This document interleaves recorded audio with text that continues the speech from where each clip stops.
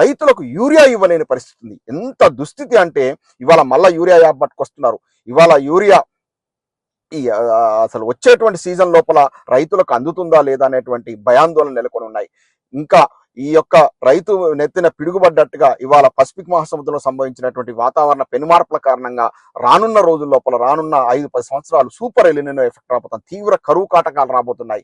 మరి దీన్ని ఎదుర్కొనే సామర్థ్యం ఈ రాష్ట్ర ప్రభుత్వానికి, కాంగ్రెస్ ప్రభుత్వానికి సన్నాసులకు ఉండాలంటే, ఎందుకంటే అంతర్గత కుమ్ములాటలతో వాళ్ళే తన్నుకుంటూ ముఖ్యమంత్రికి మంత్రుల మీద పట్టలేదు, మంత్రులకు ఎమ్మెల్యేలకు మధ్య సన్నిహిత సంబంధాలు లేవు, మొత్తం పిసిసి అధ్యక్షుడికి ముఖ్యమంత్రికి తగాదాలు, సాక్షాత్ ఏఐసిసి అబ్జర్వర్ మీనాక్షి నటరాజన్కు వెన్నుపోటు పొడిచిన వైనాన్ని చూసాం, షబ్బీర్ అలీ గారి మీద ఆరోపణలు చూసాం, అదేవిధంగా మహేష్ కుమార్ గౌడ్ మీద జరుగుతున్నటువంటి కుట్ర రాజకీయాలు చూస్తున్నాం. ఇదంతా కాంగ్రెస్ అంతా కూడా అంత కంపు రాజకీయానికి తెరలేపింది. వాళ్ళే తన్నుకుంటున్నారు.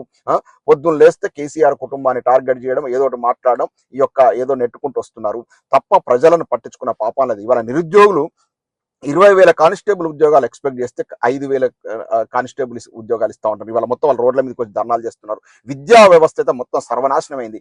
4,000 స్కూళ్లకు తగ్గించేటువంటి ప్రయత్నం చేస్తా ఉన్నారు. మొత్తం ప్రభుత్వ బడులు మొత్తం కూడా విలేజ్లలో, తాండాలలో కేసీఆర్ గారు బడులం పెడితే వాటిని మూసివేసే ప్రయత్నం జరుగుతుంది.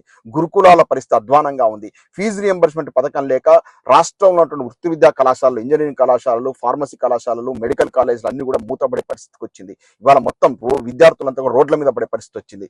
మొత్తం ఒక్కరన్నా హ్యాపీగా ఉన్నారంటే ఒక్కరు కూడా లేదు. లాస్ట్కు ఆడపడుచులకు నెలకు 2,500 ఇస్తాను, వాళ్ళని మోసం చేశారు.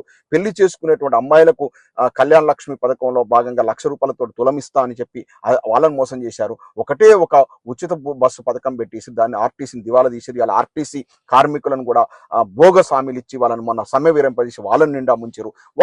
ప్రభుత్వ టీచర్ల పరిస్థితి దైన్యంగా ఉంది. ప్రభుత్వ ఉద్యోగుల పరిస్థితి దీనంగా ఉంది. లాస్ట్కి పోలీసుల యొక్క ఉద్యోగ వాళ్ళకు వచ్చేటువంటి సాలరీని కూడా సరిగ్గా ఇవ్వకుండా, అంటే వాళ్ళ యొక్క పెరుగుదల ఏదైతే ఉందో, వాళ్ళకు ఇంక్రిమెంట్స్ అయితే ఉందో అది కూడా సరిగ్గా ఇవ్వకుండా పోలీసులను కూడా వంచడం అయినా చూసాం.